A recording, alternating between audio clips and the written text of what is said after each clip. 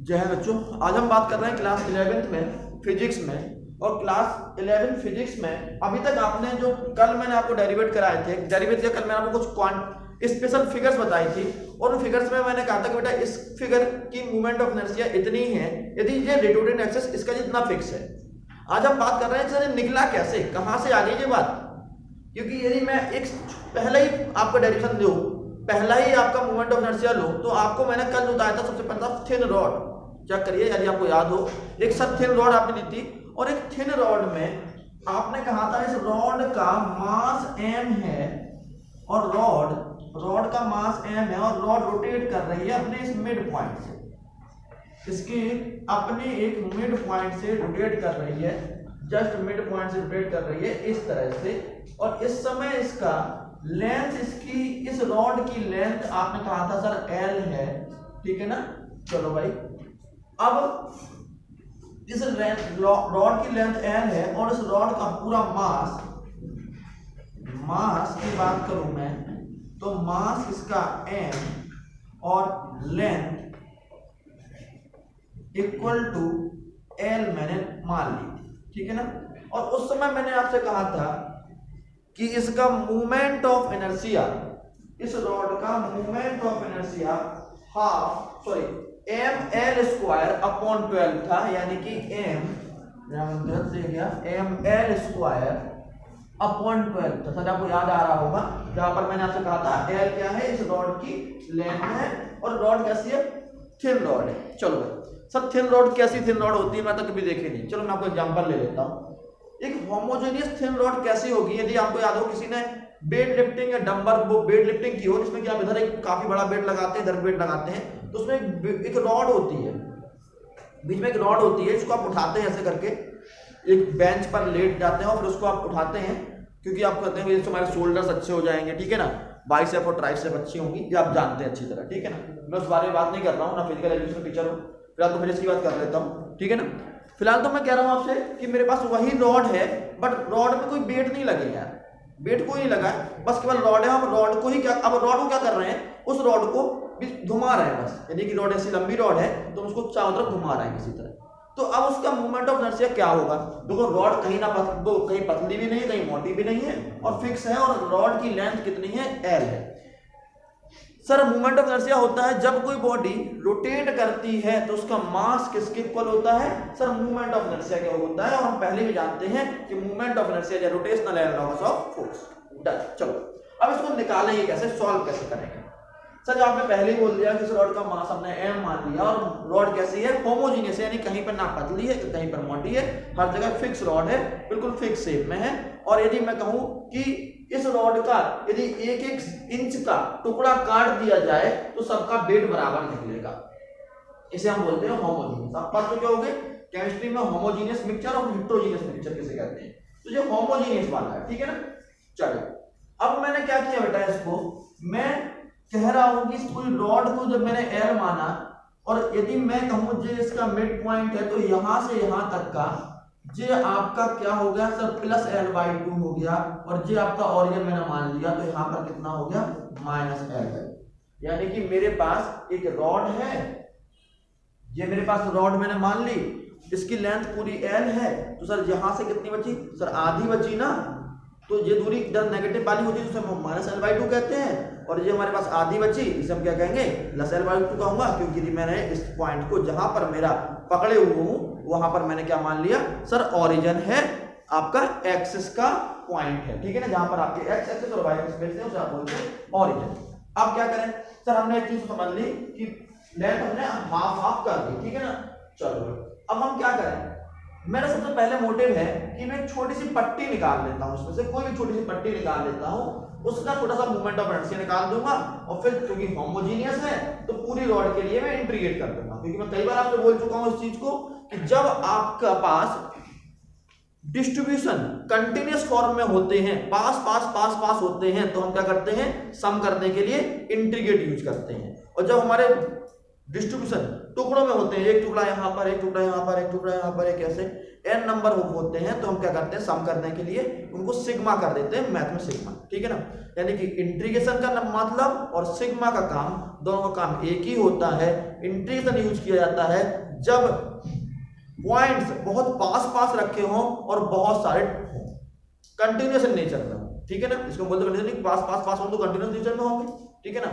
और जब बहुत टुकड़ों में होंगे तो उसे हम बोलते हैं डिस्क्रीट इनफॉर्म, और डिस्क्रीट इनफॉर्म में हम लोग ऐड करने के लिए हम क्या यूज करते हैं बेलाल, सिग्मा यूज करते हैं। सबसे पहले हम क्या कर लेते हैं, इसको, इस रॉड को एक छोटी सी पट्टी यहां से हम इसको काट देते हैं। हम कहते हैं सर इसका मोमेंट ऑफ इनर्शिया निकल जाए, बस पहला तो इस पट्टी का निकल आए, और इस तरह की n नंबर ऑफ पट्टी लगी होंगी। कहां से कहां तक शुरू होंगे सर, l/2 से प्लस से शुरू होंगी, यहाँ पे 0 पहुंची होंगी, फिर यहाँ पे माइनस l/2 शुरू हुई होंगी, और कहां पहुंची होंगी, 0 पहुंच गई होंगी, इस पॉइंट पर पहुंच गई होंगी। इस तरह से सबसे पहले मैंने एक छोटी सी पट्टी काट ली, और उस छोटी सी पट्टी का मैंने लेंथ dx रखी। क्या रखी मैंने लाल, dx रखी। इस छोटी सी पट्टी जो मैंने बनाई है इसकी लेंथ मैंने कितनी रखी मैंने लाल, x रखी।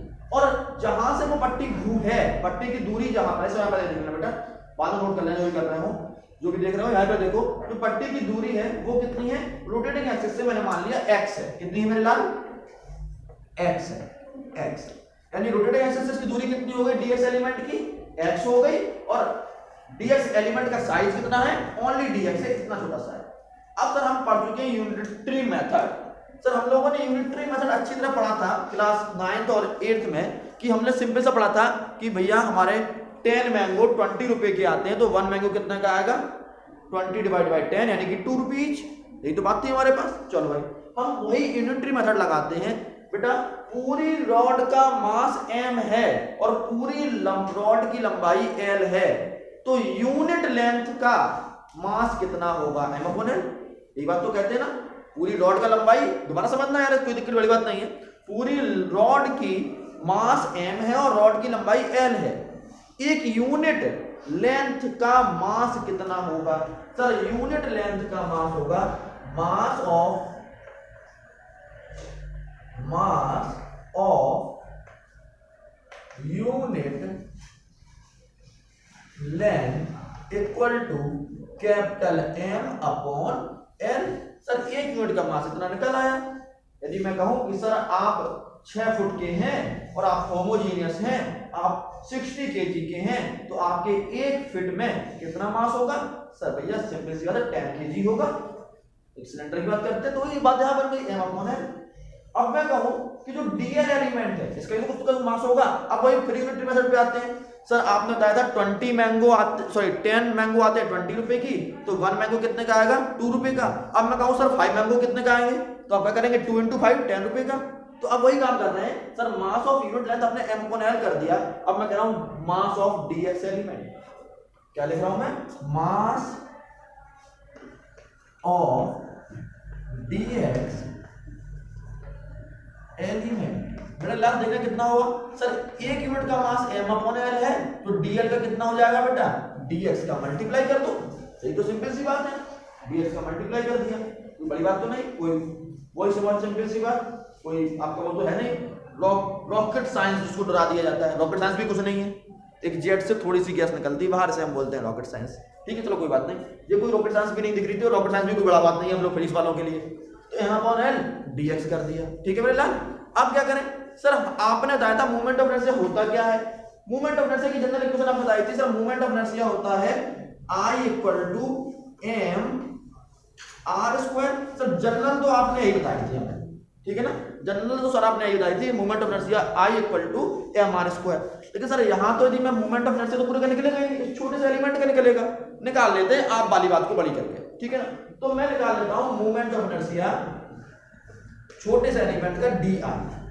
क्या निकाल रहा हूं, बात नोट करना बेटा, याद रख लो, मूवमेंट ऑफ इनर्शिया छोटे से एलिमेंट का dr, ठीक है ना। अब देखो बेटा di कैसे निकलेगा, सर आपका रूल लगाते हैं mr²। मास कितना एलिमेंट का, M/L dx, ठीक है ना। और दूरी कितनी है सर, अब r होता है दूरी पर, तो दूरी कितनी है, x²। डन, चलो लिख लेते हैं, जो आपने बोला सर वही लिख लेते हैं, M/L dx। सर जी तो मास होगा dx एलिमेंट का, और देन आफ्टर आपने ही कहा था कि दूरी का स्क्वायर, इसलिए हम दूरी x है तो x का हम स्क्वायर कर देते हैं। ठीक है, हम क्या कर देते हैं सर, स्क्वायर कहते हैं। बिल्कुल जनरल फॉर्मूला लगा के देख लेते हैं एक बार। तो हमारा निकला है डी आई। अब हमें निकालना है पूरा आई, इस पूरी रॉड का। तो हमने क्या माना था सर, पूरी रॉड किन किन टुकड़ों से बनी हुई थी, इन dx टुकड़ों से पूरी रॉड बनी होगी। एक dx टुकड़ा यहाँ पर होगा, एक यहाँ पर होगा, एक यहाँ होगा, एक यहाँ होगा, एक यहाँ होगा, एंड कंटिन्यू चलते रहे होंगे।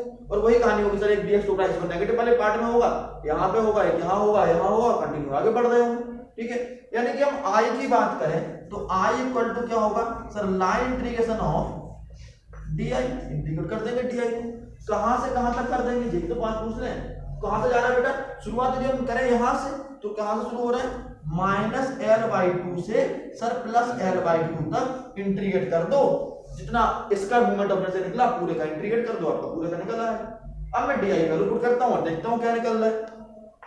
ठीक है मेरे लाल, देखो I equal to line integration -l/2 से +l/2।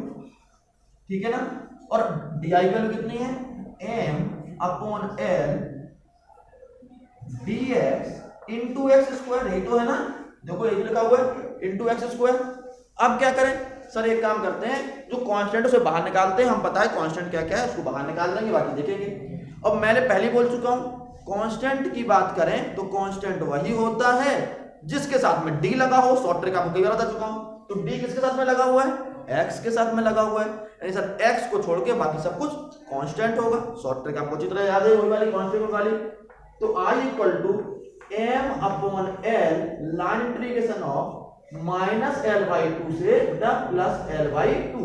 समझ में आ गया, लिमिट तो ने वही लगाई, कांस्टेंट को बाहर निकाल दिया। अब क्या चाहिए पास, देखो बेटा एक्स स्क्वायर dx में आगे पीछे कर सकते हैं, कोई दिक्कत तो है नहीं, मल्टीपल में आगे पीछे हम कर सकते हैं। तो एक्स स्क्वायर dx कर दिया बेटा, m/l बाहर निकाला है, एक्स स्क्वायर dx कर दिया।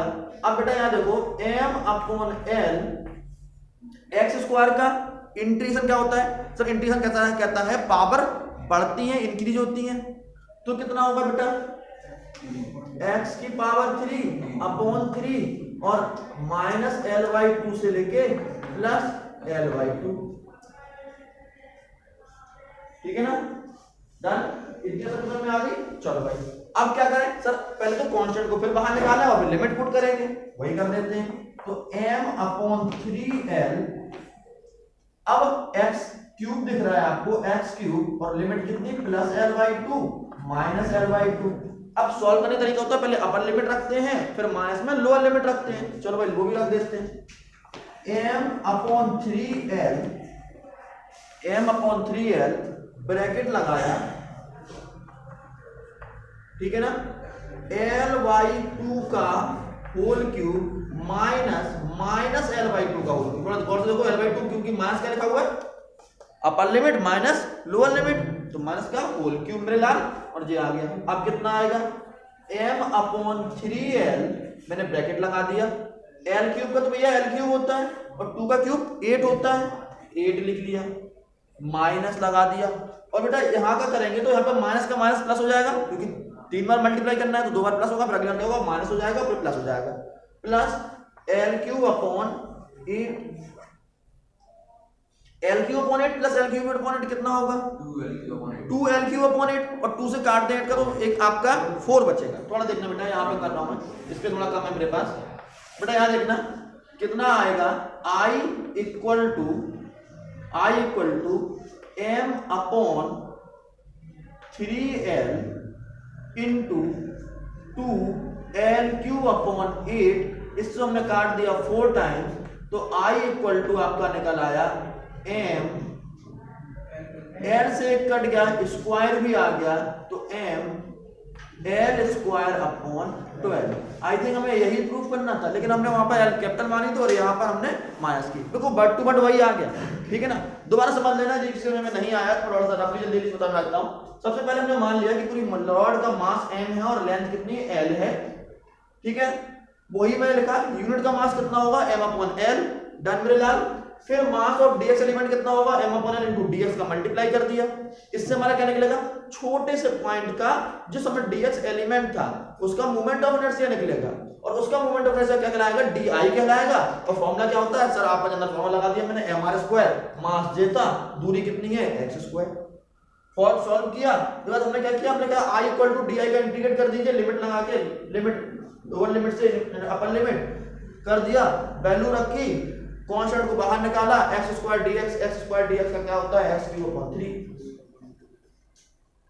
अपर फिर 3 को बाहर निकाल दिया, अपर लिमिट और लोअर लिमिट रखी, थोड़ा सा उसको मैथमेटिकल तरीके से सॉल्व किया और हमारे पास फाइनल क्या आ गया, I equal to M L square upon 2, और जिसको हम कल याद भी कर चुके थे कि सर जी इस तरह से निकलेगा। मैं एक दो क्वांटिटी और बता देता हूं आपको कि और तरह समझ में आ जाएगा। तब तक आप इसे नोट करिए, मिलते हैं नेक्स्ट वीडियो में, तब तक के लिए जय हिंद, गुड बाय।